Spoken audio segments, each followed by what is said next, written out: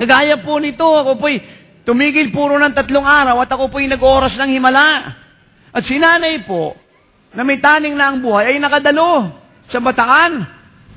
At nung si nanay po'y nakadalo, yung kanya pong cancer ay pinagaling po ng Diyos. So ano pong ibig kong sabihin? Hindi masamang magpa-doktor, hindi masamang magpa-hospital, hindi po masamang uminom ng gamot, hindi po masama na magpa-check up, ito po'y tama, mabuti. Ang masama lang po, hindi niya inuna ang Diyos. Kung inuna niya po ang Diyos, hindi naubos yung 17 taong pinagtrabaho niya sa Saudi Arabia. Kasi wala pong imposible sa Diyos. Walang mahirap sa Diyos. Amen? Si nanay, kahapon, hindi niya po nailalagay yung kanyang kamay sa kanyang likod. Matagal na pong panahon. Pagkatapos malabo pa po yung kanyang mata. Siya po yung naglalaba. Narinig niya po na dadating ang lingkod ng Diyos kahapon po sa Malolos, Bulacan, sa Malolos Convention Center. At ako nga po yung dumating kahapon. Dami pong tao. Gusto ni nanay unahin yung paglalaba. Yan po tayo ang katwiran natin. Sa kanila ako pupunta kasi naintindihan naman ako ng Diyos Ayun po tayo. May tao po ba rito? Kasi yung labada ko, nakatambak na, babaho na. Sa kanila ako pupunta. Ayun po yung problema natin. Ginagawa po natin ng Panginoon na ikalawa, ikatatlo, ikaapat, ikalima. Ayaw po natin siyang gawing pangunahin sa ating buhay. Kaya lang po, nag-pray po kami. Nagayuno. Malakas po yung conviction. Si nanay po, iniwan yung labada. Si nanay po dumalo. Si nanay po tuwan-tuwa, umiiyak sa kagalakan sapagkat yung kanya pong kamay na hindi niya po mailagay sa likod na napakasakit sapagkat ito po'y bali, pinagaling ng Panginoon. Yung kanyang matang malabo, pinagaling din ng Panginoon. Kaya nalaman po ni nanay ngayon, mula sa karanasan, na mali talaga, na hindi mo unahin ng Diyos. May problema po tayo o wala. Marami tayong pera o wala. Nag-abroad tayo o wala. May asawa tayo o wala. May sakit tayo o wala. Unahin natin ang Diyos kasi hindi tayo pwedeng mabuhay nang wala ang Diyos.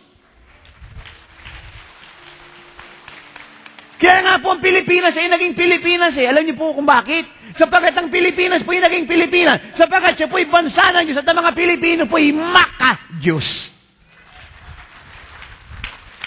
Ang sabi ko po, ang Pilipino po ay maka-Diyos. Hindi ko po sinabing maka-reliyon, ang sabi ko, maka-Diyos. Hindi ko po sinabing maka-reliyon, ang sabi ko, maka-Diyos. Sapagkat ang reliyon ay hindi Diyos, at ang Diyos ay hindi reliyon. At kung may sakit ka ang kailangan mo, hindi reliyon ang kailangan mo, Diyos.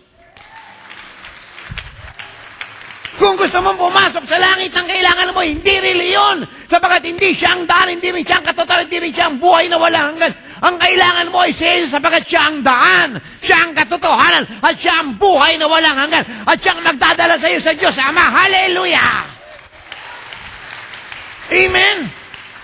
Kaya, yun po yung dapat nating maintindihan Ito po yung ating dapat pong unawain sa ating buhay.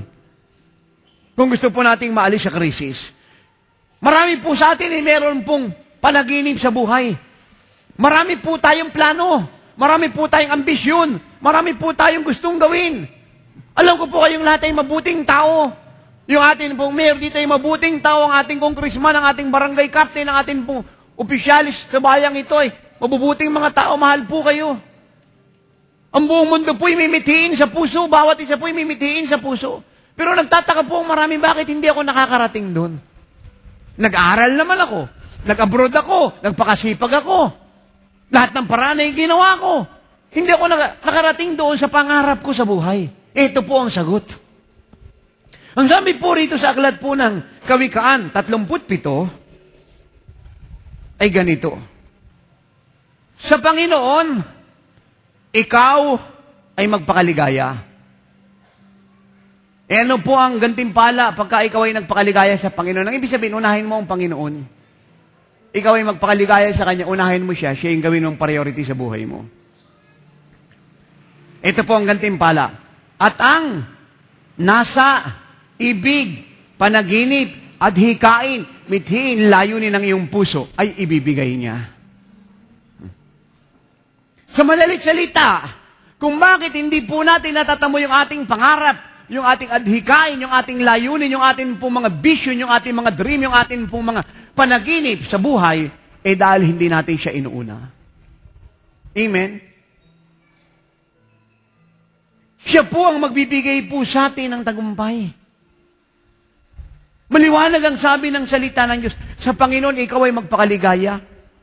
At ang mga nasa, panaginip, mithiin ng iyong puso ay ibibigay niya. Gusto niya pong ibigay, hindi niya maibigay, kasi hindi natin siya inuuna.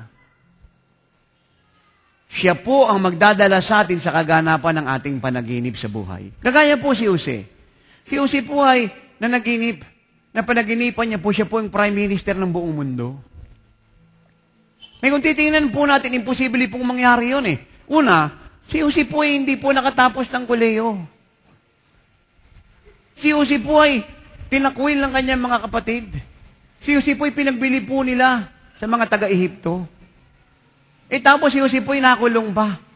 Dahil siya po ay napagbintangan ng isang krimeng hindi niya ginawa. Inosente po siya, siya po ay walang kasalanan. And yet, ang sabi po ng Biblia, sa aklat po ng Genesis 30 hanggang 50, si Jose po ay naging prime minister ng buong mundo.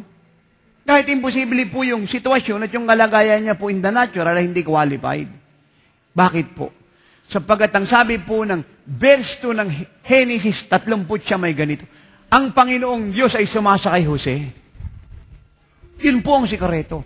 Dahil ang Panginoong Diyos po ay sumasa kay Jose, ang Panginoong Diyos po nagdala kay Jose sa palasyo.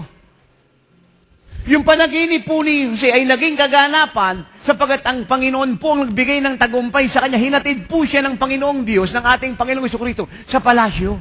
Yun pong ibig sabihin po nito.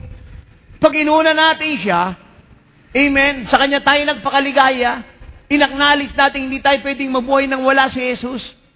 Dadalhin po niya sa kaganapan yung mithiin ng ating puso. Dadalhin niya po sa tagumpay yung ating panaginip, yung ating ambisyon.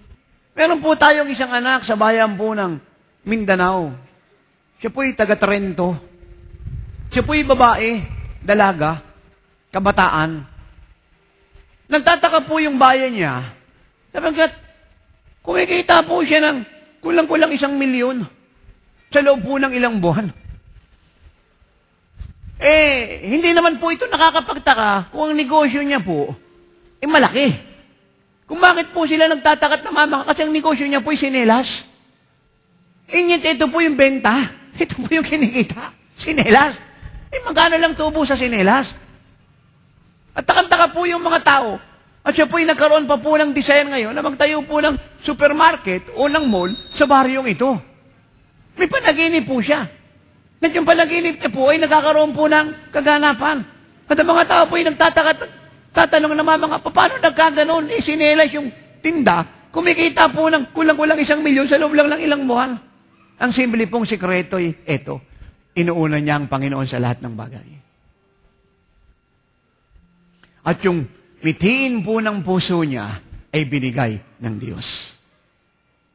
Napakaganda po nitong katotohanan. Sana nung ako po'y maliit pa narinig ko na po ito eh. Sana nung ako po'y maliit pa nung ako'y labas-pasok ng simbahan naituro po ito sa akin eh. Sana po yung lolo ko pong magpapari na hindi natuloy sa pagpapari kasi nagandahan sa lola ko, naituro po ito sa amin. Sana naman po yung lola ko na napangasawa po yung lolo kong pare, naituro po ito. Hindi eh.